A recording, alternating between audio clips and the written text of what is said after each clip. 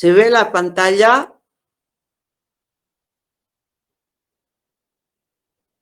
Sí, doctora. Buenos días. Buen día, perdón. Ya de media, vamos a iniciar. Vamos a empezar a estudiar vitaminas. Ustedes saben que las vitaminas en general son micronutrientes de origen orgánico que no aportan energía, por lo tanto ninguna vitamina engorda, por si acaso esa falacia de que si tomo complejo B voy a engordar es falso. Mejora el metabolismo, por supuesto, porque la mayoría de las vitaminas hidrosolubles juegan roles importantes en el metabolismo de los macronutrientes, pero no tienen carga energética, ¿no? Las vitaminas, no, la mayoría, a excepción de dos en el caso de las hidrosolubles, se almacenan.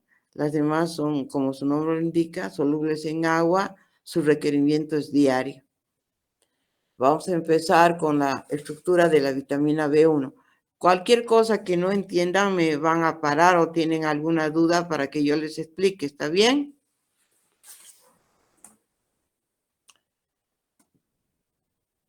Sí, doctora.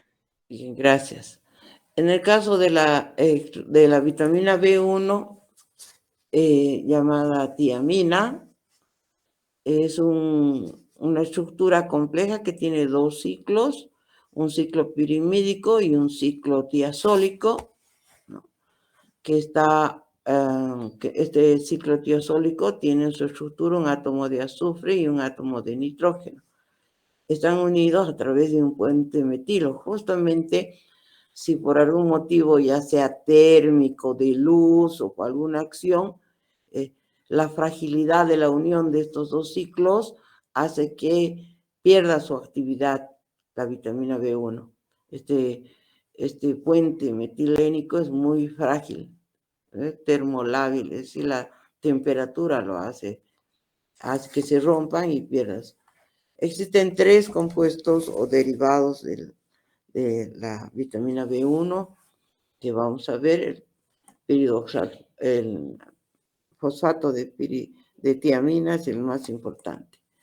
Entre sus propiedades físico-químicas que hay que tener en cuenta para el manejo, almacenamiento, uso en algún producto alimenticio o almacenamiento de formas farmacéuticas, es que es hidrosoluble, termolábil, sensible a la luz UV, es sensible a pH neutro y alcalino. Quiere decir que su mejor medio de conservación es el pH ácido, ¿no?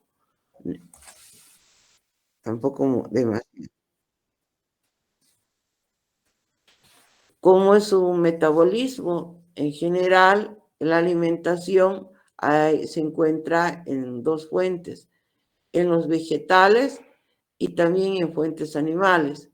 En los vegetales se encuentra como tiamina, en cambio en las fuentes de origen animal en su forma fosforilada, en su forma activa.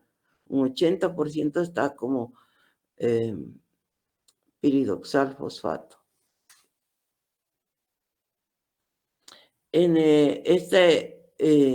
Pasa a la sangre, su absorción generalmente en la parte alta, es decir, en el duodeno, se absorbe. Su mecanismo de absorción es transporte activo y difusión pasiva. Eso depende de la concentración de la vitamina. Si la vitamina, digamos, está en alta concentración en nuestra dieta, su mecanismo de absorción es difusión pasiva. Caso contrario, es por transporte activo. Pasa a la sangre, su distribución en la sangre, en el hígado, va al hígado, pero solamente a formarse como TPP, que es su forma activa, la forma fosforilada, y luego regresa a la sangre. No se almacena, por si acaso, la vitamina en el hígado ni en ningún lado, ¿no? Pasa a las células, el 90% de la vitamina B1 está en forma circulante, se encuentra entre las células en forma de TPP. En el plasma se encuentran combinados las dos formas, su forma fosforilada o como tiamina. Y aquí está como monofosfato de tiamina, ¿no? Por el TMP. Y aquí está como pirofosfato de tiamina. Ahí. En el plasma entonces, forma combinada, aquí está bien claro, no se almacena, se elimina por la orina en forma de metabolitos, es decir, que no se orina, a no ser que, porque está entre comillas, es porque altas concentraciones de la vitamina pueden eliminarse, ¿no? Su vida media de esta vitamina es de 9 a 10 días. Su requerimiento es diario, por si acaso.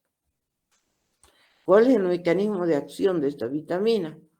El pirofosfato de tiamina es un transportador de grupos hidroalquilos, esto es lo más importante, ¿no? Grupos aldehídos activos, quiere decir hidroalquilos, ¿no? Ejemplos de este proceso. La descarboxilación oxidativa de los ácidos alfa-cetónicos. Ustedes saben que esta es una reacción importante cuando queremos generar energía a partir de los alfa-cetónicos. Esta reacción está catalizada por un complejo enzimático mitocondrial, donde no solamente participa la vitamina B1, sino también el FAT y el NAT, ¿no? Flavina-adenin-dinucleótido y el nicotina-adenin-dinucleótido. Entre estas, en realidad son 3 enzimas, ¿no? El pirofosfato de tiamina. Y otra reacción importante en la que participa el pirofosfato de tiamina fuera de ser transportador de grupos hidroalquilos es las reacciones de transcetolización en la vía de las pentosas fosfato. Ustedes seguramente en bioquímica han visto en detalle estas reacciones y habrán notado que en las enzimas que participan en estos procesos necesitan como catalizadores al pirofosfato de tiamina, ¿no? Es transferencia de radical cetón, ¿no? De un azúcar portador de una función cetona sobre otro azúcar. Ustedes saben que en la vía de las pentosas fosfato hay intercambio de unidades monocarbonadas. Entonces, el pirofosfato de tiamina es un cofactor de enzimas claves. ¿Qué enzimas? Las más importantes, no son las únicas, es el pirofosfato deshidrogenasa, la alfa-cetoglutarato deshidrogenasa, las deshidrogenadas de alfa-cetoácido de cadenas ramificadas y la transcetolasa. Ejemplo de estas reacciones en las que participa el pirofosfato de tiamina, enzimas de descarboxilasas. Por ejemplo, el paso de piruvato acetilcoenzima A, que ustedes saben, es un paso clave para dar continuidad a la oxidación de los hidratos de carbono. Los hidratos de carbono son los únicos que hacen ciclo de la glicólisis, ¿no? Y su punto final de ese proceso es el piruvato. Pero para que continúe la oxidación del piruvato, tiene que haber un proceso de decarboxilación y se transforma en acetilcoenzima A. Esta reacción de descarboxilación, que seguramente ustedes la han estudiado en detalle, es una reacción complicada, en donde no solo interviene el pirofosfato de tiamina, sino además el NAT, el FAD, ¿no? Otra reacción importante es el ácido alfa-cetoglutarato, que se transforma en succinilcoenzima A, ¿no? Y otra es la de alfa-cetoácidos provenientes de aminoácidos ramificados, en su proceso también de movilización, cuando se requiere procesos de transaminación, ¿no? La valina, la leucina, la isoleucina. Y ejemplos de reacciones de transcetolización sería que permite transformar ciertas pentosas fosfato en hexosas, ¿no? Y ser introducidas en la vía degradativa oxidativa de los ácidos, de los glúcidos, que es una vía alternativa que ocurre en células que no tienen mitocondrias, ¿no es cierto?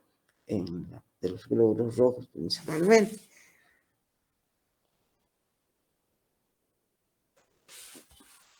Aquí es un esquema del metabolismo de los macronutrientes, aminoácidos, lípidos, glúcidos, donde está presente la vitamina B1, ¿no?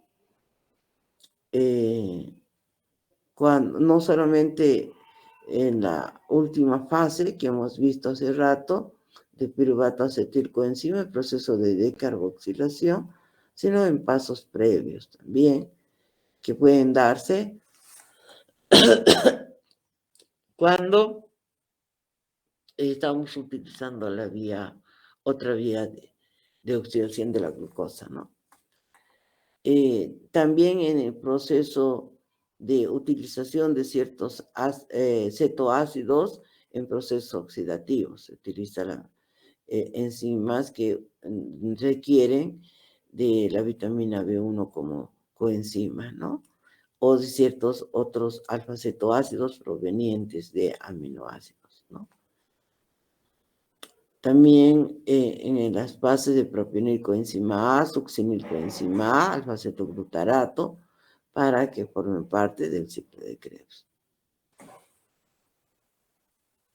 Bueno, aquí los mismos ejemplos en el ciclo de la pentosa fosfato, de ribosa 5-fosfato a gliceraldehído 3-fosfato, ahí se necesita una transcetolasa que requiere del pirofosfato de tiamina, ¿no? En la fase que hemos visto, ¿no? De piruvato acetilcoenzima A, también en el proceso de decarboxilación, necesitamos la enzima piruvato deshidrogenasa que necesita del pirofosfato de tiamina, además de otras enzimas, ¿no? Aquí solamente estamos haciendo notar la participación de la vitamina B1, ¿no? Y también de ciertos aminoácidos cuyos alfa-cetoácidos van a pasar a acetilcoenzima A para ingresar como insumo al proceso de oxidación del ciclo de Krebs, ¿no? Donde también necesitan vitamina B1, pirofosfato de tiamina. Bueno, aquí ustedes tienen muchos más ejemplos de enzimas, leerán con un poco de detenimiento. ¿Cuáles son las fuentes? Habíamos dicho que son tejidos animales y vegetales. Entre ellos tenemos varios tipos de carnes, sobre todo, por ejemplo, la carne de cerdo tiene mayor cantidad de fuentes de vitamina B1 que la carne vacuna, pero también la tiene por si acaso, ¿no? La vacuna, la de llama y demás. Pescados, los huevos, en origen vegetal, los cereales, sobre todo panes integrales, porque los panes con harina blanca refinada tienen nada o muy poco, a no ser que sean adicionados, ¿no? La levadura de cerveza es una fuente muy interesante y van a ver que no solamente tiene vitamina B1, sino varias vitaminas, no sé todas, del complejo B, entre otros, entre las fuentes más importantes. ¿En qué unidad se expresa? En miligramos de clorhidrato de tiamina, principalmente, es la forma farmacéutica más común, y su requerimiento está entre 1.3 a 1.5 miligramos por día. Y esto puede variar en función de la cantidad de hidrato de carbono que consuman. Por eso hay de 0,5 miligramos por cada 1000 kilocalorías. Bueno, si consumen mayor cantidad, no, esto irá aumentando. ¿Alguna pregunta?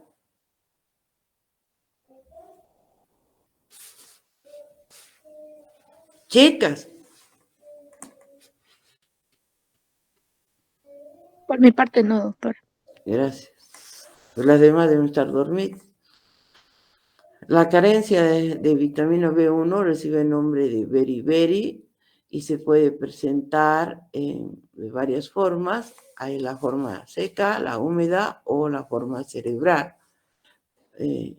En la forma húmeda generalmente se caracteriza por signos clínicos como neuropatías periféricas, quizás es la más común, la más leve, dolor en las piernas, en los brazos. La forma húmeda ataca más al corazón con producción de miocarditis, y la forma cerebral, que es la más severa, en forma de encefalopatías, ¿no? ¿Cuáles son las poblaciones de mayor riesgo para deficiencia de vitamina B1? Son los alcohólicos crónicos y personas ancianas que no están bien alimentadas, o aquellos que sufren nutrición parenteral no suplementada, ¿no? Y por supuesto, personas con desnutrición. Sebastián, ya bajado una vez. ¿Cómo se detecta su carencia? Una manifestación clínica, digamos, típica,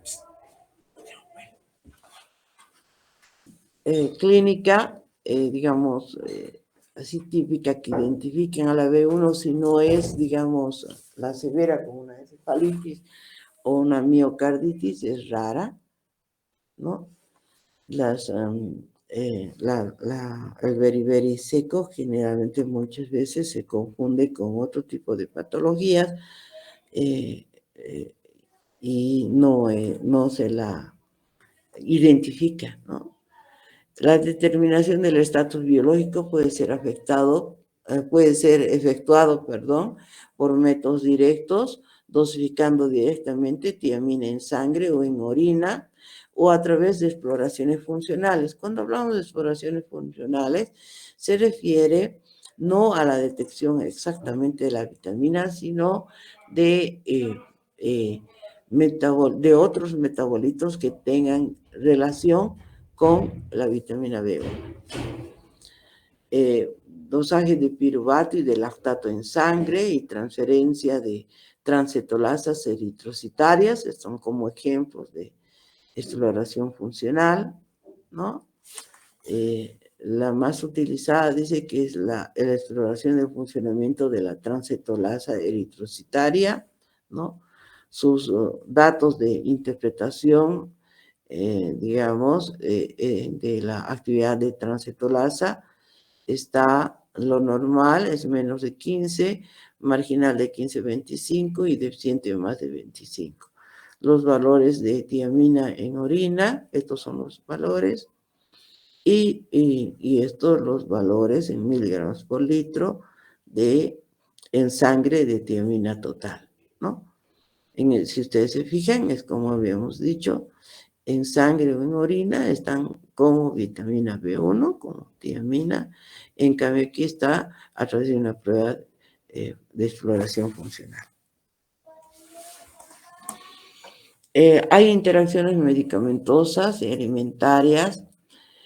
Por ejemplo, en ciertos peces tienen una enzima, una tiaminasa, que destruye a la tiamina. Lo interesante es que esta tiaminasa es termosensible y cuando se la somete al calor, podemos anular. Lo malo es que también la tiamina es muy sensible al calor. La vitamina B1 es inestable en medio alcalino, eso hemos visto también. Entonces, soluciones, compuestos o mezclas de alimentos que tengan un medio muy alcalino, vamos perdiendo la vitamina B1, ¿no? También se ha visto deficiencia en pacientes que tienen tratamientos con quimioterápicos, ¿no? Por cáncer, o que sufren radioterapia también. Generalmente este tipo de pacientes se les da adicional vitamina B1 como complementación, ¿no? En el caso de tratamientos de cáncer, uno de los medicamentos que se usa en quimioterapia es la 5-fluorouracilo, ¿no? Eso es todo con referencia a la vitamina B1. Ahora vamos a estudiar la vitamina B2. La estructura de la vitamina la estructura química de la vitamina es una combinación de una flavina, que la flavina que es un heterociclo, tiene 3 ciclos de bencenos, nitrogenado, ¿no? Fíjense los átomos de nitrógeno, y está unido a un azúcar, que en este caso es una ribosa. Entonces, esta es la estructura de la riboflavina, que es la vitamina B2, ¿no? Y las formas activas de la riboflavina es el flavín mononucleótido o flavín adenindinucleótido, que ustedes conocen, que son este es un importante transportador electrónico que se forma, sobre todo que se utiliza, perdón, en el ciclo de Krebs, ¿no? Entonces, esta es la estructura nuevamente de la vitamina B1, 3 ciclos de benceno unido a un azúcar.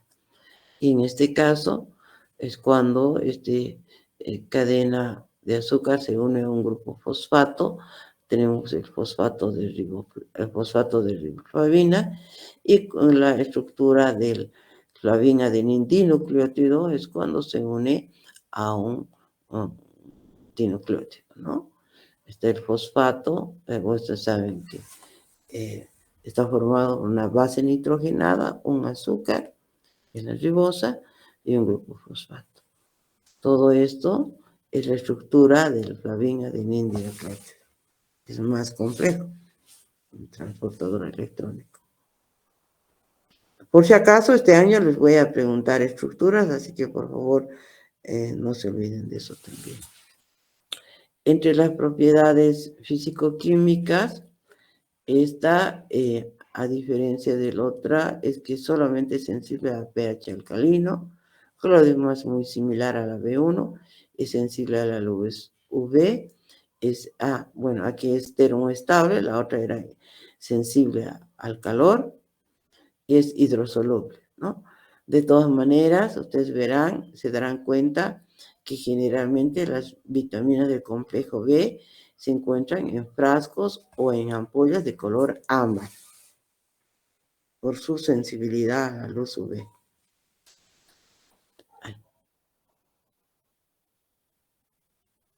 En su metabolismo se encuentran en forma de vitamina B2 como tal, o en sus formas activas unidas a fracciones proteicas, generalmente en alimentos de origen animal, ¿no? ¿Y qué quiere decir? Que estos compuestos, sobre todo estas, deben ser hidrolizadas para poderlas utilizar. Para eso necesitamos pirofosfatasas y fosfatasas en su proceso de digestión. Pasan a la sangre y igual en que en el anterior no hay un lugar de depósito de esta vitamina, por eso el requerimiento es diario. En la célula se encuentran, en la sangre, perdón, se encuentran principalmente el flavín mononucleótido unido a albúmina, y en el caso del flavín adenindinucleótido, en los glóbulos rojos, son sus medios de transporte en la sangre, ¿no? Para la forma de flavín adenindinucleótido, glóbulos rojos, y flavín mononucleótido en las albúminas. Se elimina por la orina, su proceso en general, la forma principal de eliminación por orina, no se informa de metabolitos, sino en forma libre. Se absorbe a nivel del intestino delgado por mecanismos de transporte unidos a procesos de fosforilación. Aquí está mal escrito fosforilación, van a corregir. Ahora se me va. No es fosforilación es, ¿no? Para eso no estamos pirofosfatasas o fosfatasas. ¿Cuál es el mecanismo de acción de las formas activas de la vitamina B2? Juegan un rol importante en reacciones de oxidorreducción. Son coenzimas de enzimas deshidrogenasas y de oxidasas, ¿no? Las coenzimas flavínicas se fijan sobre la enzima mayormente por uniones de hidrógeno y también por uniones covalentes con el grupo metilo del carbono, ¿no? Aquí está su mecanismo de acción de las enzimas deshidrogenasas. Ustedes saben, son enzimas anaeróbicas que transfieren un átomo de hidrógeno proveniente de un sustrato y hay formación de su forma reducida. Entonces, estas coenzimas se unen al sustrato para formar coenzimas reducidas y tenemos al sustrato oxidado. Ustedes saben que hay reacciones y van a buscar como ejemplo las reacciones donde participan en las coenzimas, en este caso flavénicas, ¿no? Y el mecanismo de acción de las oxidasas es que estas son enzimas aeróbicas que hacen que, ustedes se acordarán, estos son mecanismos de acción de las enzimas, ¿no? Han visto en bioquímica 1 seguramente. Que transfieren directamente el hidrógeno del sustrato sobre el oxígeno molecular. En cambio aquí transfieren el hidrógeno proveniente de un sustrato, ¿no? Y van a otro sustrato. En cambio aquí no, transfieren directamente el hidrógeno del sustrato sobre el oxígeno molecular, ¿no? El sustrato más oxígeno da el sustrato oxidado. La enzima oxidasa que participa necesita de las formas flavínicas, ¿no? Y tenemos la formación de peróxido de hidrógeno. Casi todas las células, animales y vegetales, hacen esta reacción. Y eso es un producto del metabolismo, ¿no? El peróxido de hidrógeno. Por eso todas las enzimas, todas las células animales y vegetales tienen catalasa, que es la responsable de evitar que se acumule el peróxido de hidrógeno, ¿no? Y se forme en agua y liberación de oxígeno. Ustedes saben, esto han hecho seguramente en prácticas de bioquímica 1, ¿no? Cuando ustedes agregaban peróxido de hidrógeno para comprobar la presencia de la catalasa, molían seguramente hígado o alguna hojita y a ese producto le agregaban peróxido de hidrógeno y ¿qué pasaba? Burbujeaba con liberación de oxígeno y formación de agua. Es una pruebita de laboratorio sencillita para ver que la presencia de la catalasa en todas las células, porque justamente evitan la acumulación de este radical libre que es peligroso. ¿Han hecho o no han hecho en laboratorio? Chicas.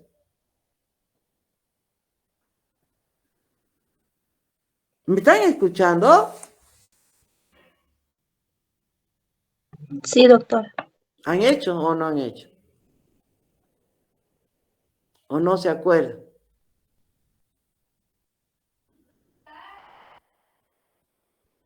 Hay mis alumnos, yo les aseguro que han hecho en laboratorio, que esto es una pruebita clásica de laboratorio para ver la presencia de la catalasa. Entonces no se olviden y bueno, en el examen posiblemente yo les pregunté ejemplos concretos, ¿no? Aquí hay algunos ejemplos. Enzimas que funcionan con enzimas flavínicas. En el catabolismo de las grasas, en la oxidación del acetilcoenzima A, se emplean enzimas flavínicas. Otro ejemplo de ciertos aminoácidos o de bases púricas a nivel del ciclo de Krebs y en la cadena respiratoria del ciclo de Krebs, ¿no? En el caso de coenzimas que aceptan un solo electrón, también forman parte en las defensas oxidativas, justamente la glutatión reductasa, ¿no? La catalasa, la biosíntesis de coenzimas como el piridoxal fosfato, que es la forma activa de la vitamina B6. Entonces, la forma activa de la vitamina B6. No es que se forme B6 en el cuerpo, sino que ayuda en el proceso de activación de la vitamina B6. Eso quiere decir, ¿no? Biosíntesis de otra coenzima. Aquí en esta figura se está mostrando el ciclo de oxidación y reducción, redox del glutatión. Ay, qué desastre, ¿no? Entonces, por ejemplo, aquí está el glutatión oxidado a la enzima glutatión reductasa, a que necesita obligatoriamente de flavina-adenindinucleótido, y su forma reducida pasa a su forma oxidada. Incluso aquí está actuando la vitamina B3, no la B2, pero este proceso de transformación de la forma fosforilada de nicotina adenindinucleótido reducido a su forma reducida oxidada, necesita de la vitamina B2, ¿no? Y en este proceso, esta forma oxidada pasa a su forma reducida. Y cuando regresa de su forma reducida a su forma oxidada, el que ayuda en la enzima es la glutatión peroxidasa, utiliza otro, aquí es un cofactor, porque utiliza al selenio, ¿no? Y en este caso también permite que el peróxido de hidrógeno se transforme en agua con liberación de oxígeno. Entonces, no solamente la acción de la catalasa, sino también de la glutatión peroxidasa, que es este proceso, chicos, es súper, súper importante. Es uno de los mecanismos de control y regulación de radicales libres, muy importante en nuestro cuerpo. Y sin una cantidad adecuada de estas enzimas flavínicas, estos mecanismos de protección contra radicales libres que tiene el cuerpo pueden flaquear, ¿no? La molécula de peróxido de hidrógeno se reduce con 2 moléculas de agua, mientras que 2 moléculas de glutatión se oxidan en una reacción catalizada por la selenio-glutatión peroxidasa. El glutatión oxidado puede ser reducido por enzima glutatión reductasa con dependencia de la coenzima flavina-adenindinucleótido. Esta reacción puede ser también de examen, porque es muy importante. La vitamina B2 está muy extendida en la naturaleza. Es más difícil tener carencia de vitamina B2 que de vitamina B1. Se encuentran en grandes cantidades en la levadura de cerveza, el hígado, son fuentes ricas, el hígado de pollo, de res, ¿no? Y también una fuente importante son los productos lácteos, leche, yogur, queso, las carnes, ¿no? Pescado, y en las fuentes de origen vegetal, las legumbres, ¿no? Vainitas, arvejas, habas. ¿En qué unidad se expresa? En miligramos de riboflavina. El requerimiento en los adultos es 1.5 a 1.8 miligramos por día, ligeramente un poquito más que la B1, era 1.3 a 1.5, aquí es 1.5 a 1.8.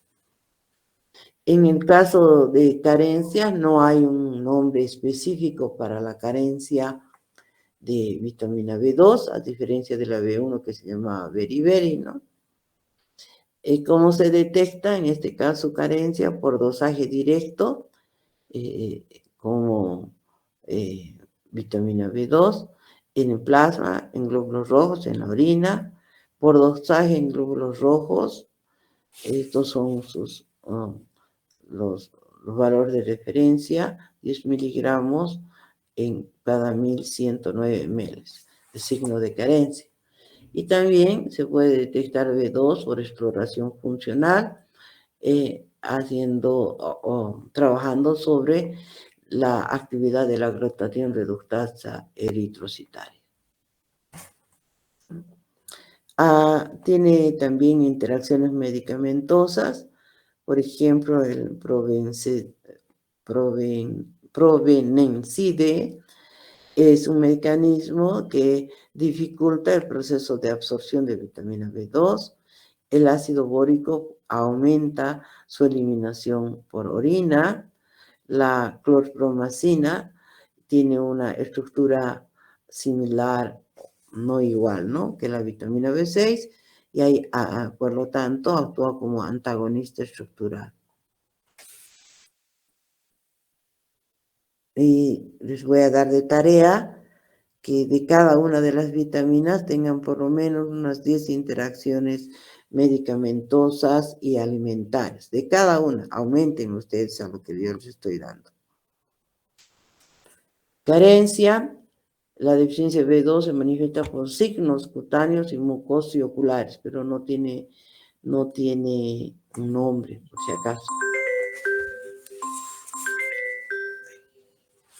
¿Hola? ¿Hola? Hola, doctora. ¿Qué tal? Buenos días. Buen día, ¿sí? Cumple la molestia la hora. Tiene estudiante pensó de quispenina que al principio del semestre se aproximó y usted recomendó que pasara al pitente y porque estaba trabajando que escriba examen de mesa. Quería consultarle qué fecha tiene programado el examen de mesa. ¿Para la materia de bioquímica o de nutrición? Bioquímica en la misma fecha del examen final, que es el próximo viernes de la siguiente semana. En la hora de clases de teoría. Perfecto. Este viernes, o sea, hoy al siguiente viernes. Sí, sí, sí. Doctora, muchas gracias. ¿De qué? Gracias. Perdón, señoritas. Entre los signos clínicos, dermatitis seborreica, hiperpigmentación, es decir, ¿cómo notarían ustedes esto? Cuando aumenta la grasitud alrededor de su nariz, en la barbilla o en sus orejas. Es un signo de carencia de vitaminas del complejo B en general, pero principalmente en este caso de la B2. Eso es dermatitis seborreica. Generalmente en el invierno, en etapas carenciales, cuando ustedes están muy estresadas, una sugerencia que en las etapas de invierno y en los exámenes deberían tomar como suplemento alimentario, ni siquiera es medicamentoso, la levadura de cerveza. Entonces, hay dermatitis seborreica, hiperpigmentación es las manchas en la cara, glositis, inflamación, fotofobia, molestia de la vista en la luz y una hipervascularización conjuntival, ojos rojos, quiere decir, ¿no? ¿Cuáles son las poblaciones de mayor riesgo? Pero el problema es que muchos de estos signos clínicos también se presentan en otras carencias del complejo B. Entonces, no son tan específicas. Quizás lo más es la dermatitis seborreica y la hiperpigmentación, ¿no? Pero se van a dar cuenta que es difícil. Las poblaciones de riesgo siguen siendo los alcohólicos crónicos, aquel que tienen procesos de mala absorción crónica, ¿no? Personas ancianas que no tienen buena alimentación o que no comen adecuadamente por carencia de sus placas dentarias y demás, o los pacientes con nutrición parenteral no suplementada o aquellos pacientes que se realizan diálisis. Y lastimosamente muchas de estas personas, no reciben suplementación adicional, ¿no? No se dan cuenta de esos problemas. Y finalmente, hoy día vamos a terminar con la vitamina B3, el avance, que es el ácido nicotínico o nicotinamida, las formas de vitamina B3 y su forma activa es el NAD o NADP, nicotina-adenin-dinucleótido y nicotina-adenin-dinucleótido fosfato, que ya saben que se forma en el ciclo de las pentosas fosfato, ¿no? Esta es la estructura química de estas formas activas de la vitamina B3, que ustedes saben que también es un transportador de electrones muy importante en reacciones de reducción, sobre todo en reacciones de síntesis, ¿no? Y también transportador de electrones en los procesos de oxidación de macronutrientes, ¿no? Pero donde se usa es en reacciones de reducción. ¿Saben eso o no? Porque están llevando bioquímica, chicos, ustedes. Veo que les pregunten en el examen. Lastimosamente, ojalá que no suene como un chantaje y lo demás, pero tienen que estudiar un poco más. Ya les he dicho, chicas, que ahora ya nadie puede aplazarse, porque no debería aplazarse. Estamos en crisis económica y de todo, y ustedes tienen que hacer el esfuerzo de estudiar. Y este examen, el segundo parcial, siempre es más complicado porque tiene mucho más detalle. Entre las propiedades físico-químicas es que esta vitamina es hidrosoluble, es igual esta termoestable igual que la B2, es estable a la luz y resistente al oxidante, a la oxidación. ¿Qué quiere decir? Que esta vitamina es la súper fortachona, yo le diría, ¿no? Así para que ustedes memoricen.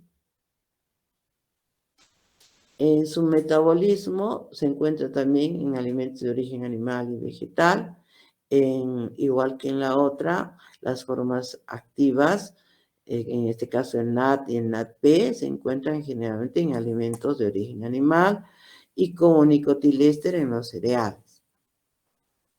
Lo interesante es que a partir de un aminoácido que es el triptófano, ustedes ya han visto en práctica, 60 miligramos de triptófano genera 1 miligramo de niacina.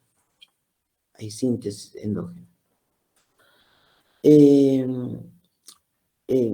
Su absorción son por mecanismos transportes activos en la sangre y luego pasa a las células.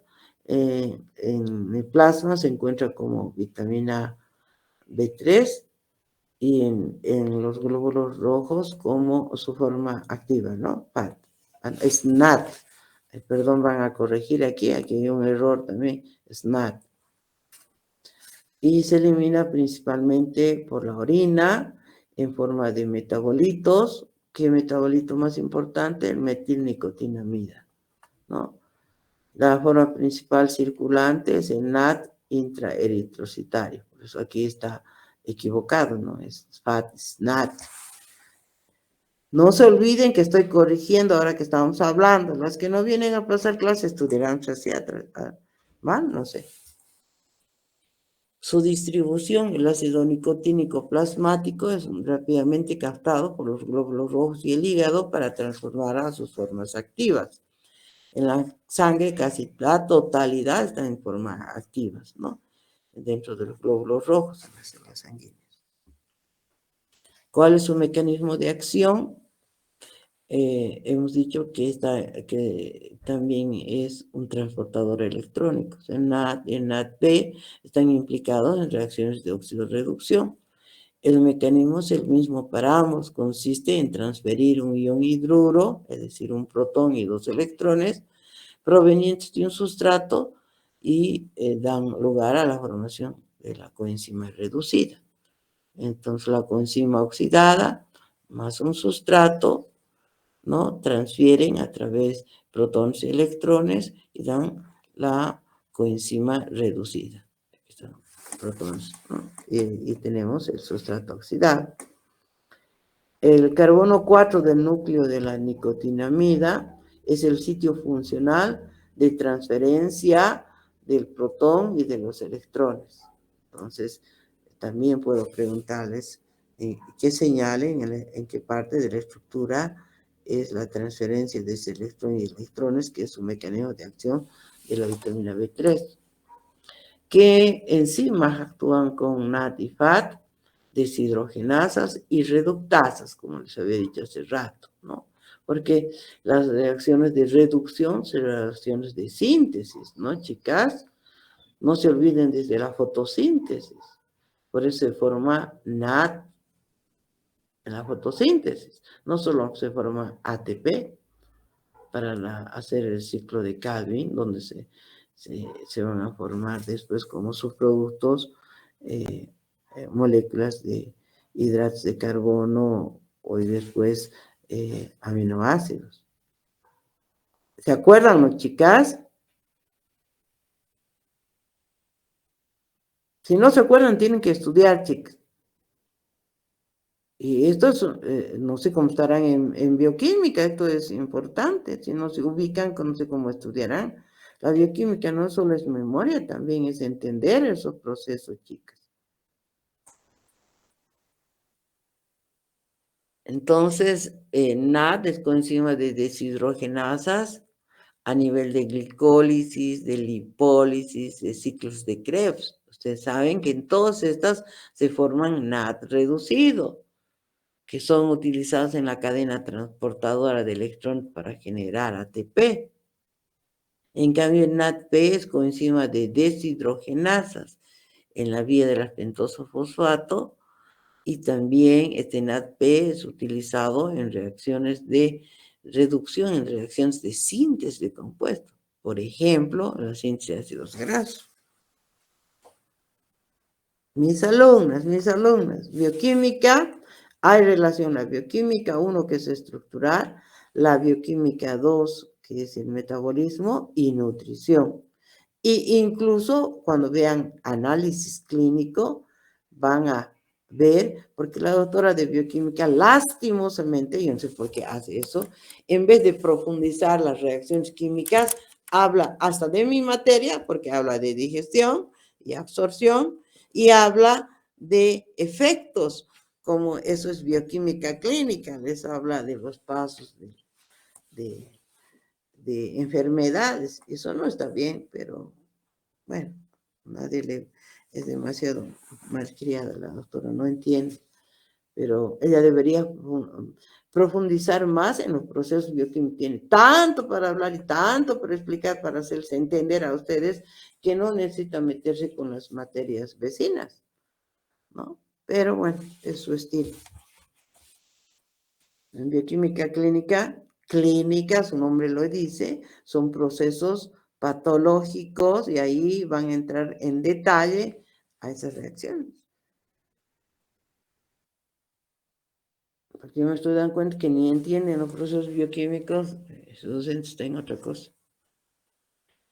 En intervención de coenzimas, las transhidrogenasas permiten que el NAD reducido se transforme en NADP reducido, ¿no? Ustedes saben que esto, dependiendo de las necesidades de las células, ahí está interconversión de coenzimas, ¿no? El NADP reducido más NAD da NAD reducido y NADP oxidado, ¿no? Por otra parte, el NAD y el NADP pueden ser transformados uno en otro también según necesidades, gracias a presencias de transfosfatasas, ¿no? El NAD más fósforo da NADP fosforilado, ¿no? Aquí intervienen transhidrogenasas y aquí transfosfatasas. No se confundan, son dos tipos de reacciones diferentes. El NAD puede transferir una parte de su molécula, ¿no?, a determinadas proteínas. Este, por ejemplo, es un proceso muy interesante. Es decir, la vitamina B3 es necesaria para la síntesis de proteínas. Participa en ese proceso, ¿no?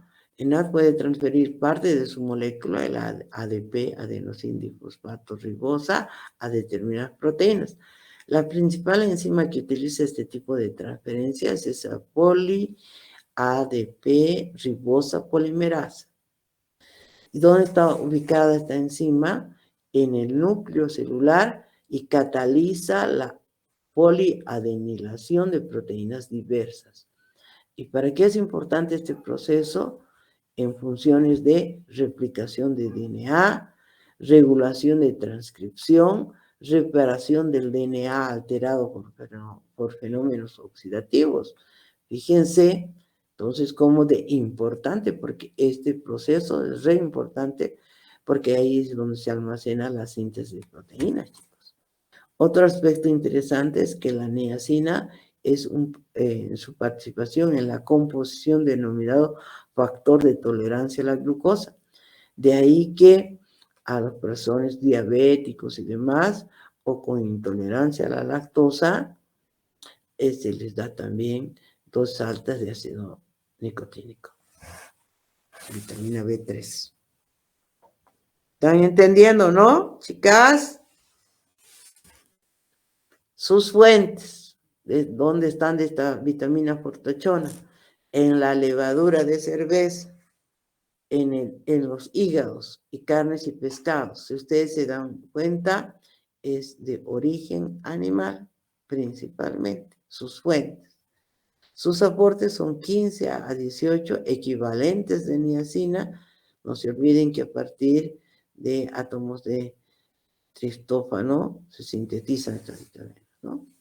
Por día. Carencia. La carencia tiene un nombre, en este caso igual que en la vitamina B1, se llama pelagra en este caso.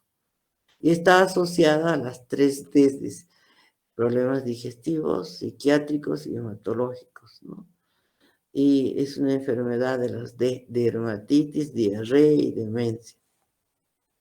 Algunas veces hasta los cambios de temperamento de las personas pueden estar afectados por carencias de vitaminas. Por eso no sé si ustedes de manera... bueno, una persona que tiene una alimentación equilibrada, difícilmente va a tener carencias nutricionales.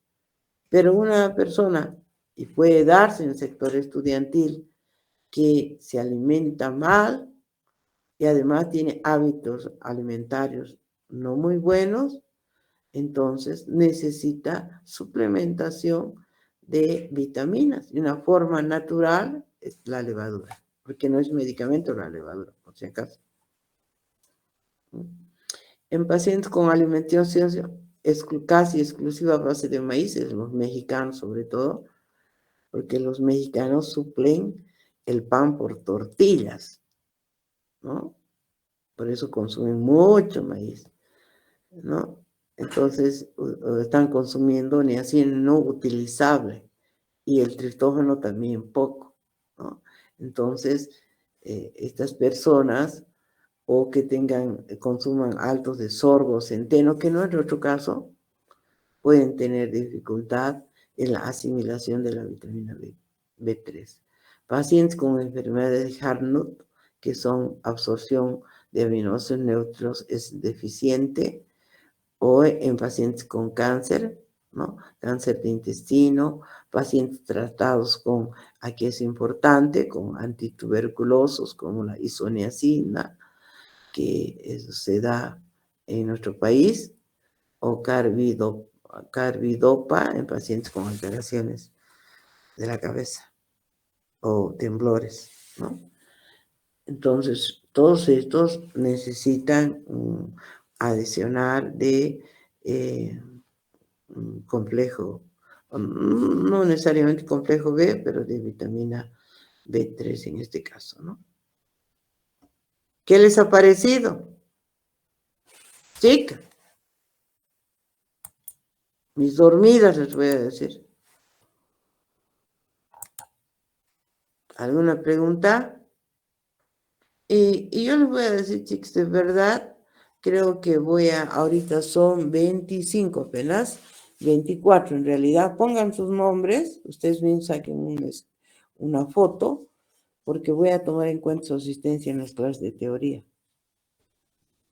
Y como han visto, en el mismo texto hay pequeños errores, estos diríamos de errores, ustedes no deben ni siquiera avisarlos. Porque tienen que tener algún beneficio que ustedes pasen las clases y los otros estén durmiendo. Bueno, eso es todo, señoritas, por hoy día. Doctora, Bueno, ¿al chat lo colocamos o lo sacamos captura nomás? saquen una captura y me lo imprimen, por favor. Está bien, doctor. Muchas gracias. ¿Lo han hecho para que después me pueda retirar?